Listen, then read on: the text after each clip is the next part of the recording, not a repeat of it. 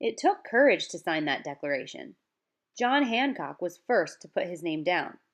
He did it with a big, bold signature.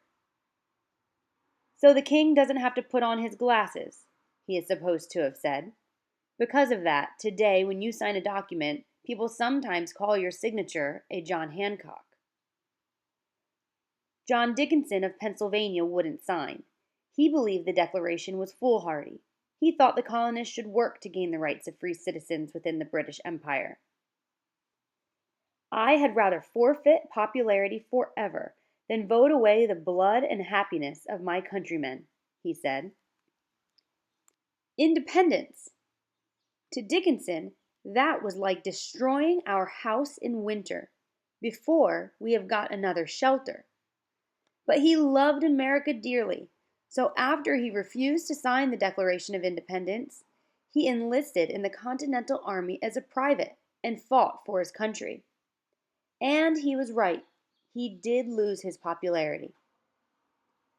The citizens outside the red brick Pennsylvania State House, where the delegates voted, were now screaming for independence.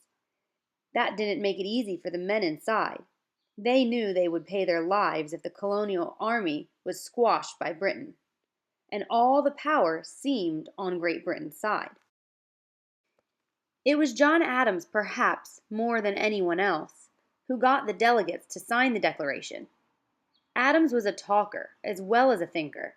At the Second Continental Congress, he kept talking and talking and talking until finally he convinced the delegates. Then John Adams wrote to his wife Abigail, "Yesterday, the greatest question was decided whichever was debated in America, and a greater, perhaps, never was nor will be decided among men. A resolution was passed without one dissenting colony, that these united colonies are, and of right ought to be, free and independent states. You will see, in a few days, a declaration setting forth the causes which have impelled us to this mighty revolution, and the reasons which will justify it in the sight of God and man." Copies of the Declaration were still warm from the printing press when they were put on coastal vessels or stuffed into saddlebags so they could be sped on their way to each of the 13 colonies. On July 9th, the document reached New York and was read to General Washington's troops, who shouted "Hurrah!" and tossed their hats in the air. That night a gilded statue of George III was pulled down from its pedestal on Manhattan's Bowling Green. That statue was soon melted and turned into bullets. It was made of 4,000 pounds of lead, from which it was estimated that 42,000 bullets could be cast.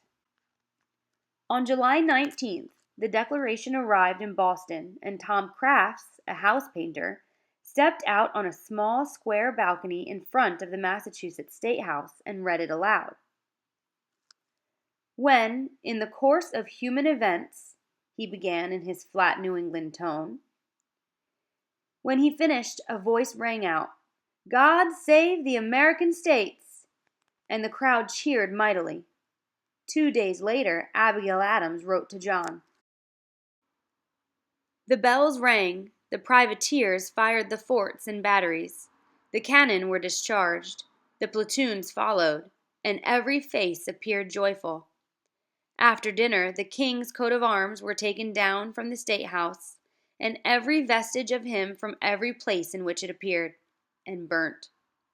Thus ends royal authority in this state, and all the people shall say, Amen.